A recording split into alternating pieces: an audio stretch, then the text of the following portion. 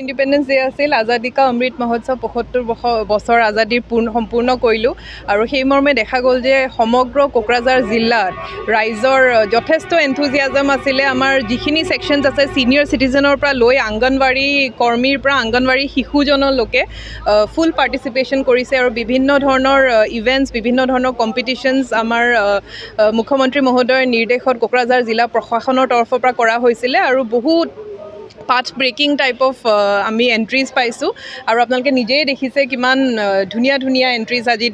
আমাৰ যিসকল পাৰ্টিচিপেণ্টছ আছিল কৈছে খুব ভাল ৰেছপন্স আমি পাইছোঁ আৰু আজি এতিয়া আমাৰ প্ৰাইজ ডিষ্ট্ৰিবিউশ্যনৰ কাৰণে এটা ইভেণ্ট অৰ্গেনাইজ কৰা হৈছিলে আৰু তেখেতসকলে নিজৰ নিজৰ প্ৰাইজখিনি ৰিচিভ কৰিছে।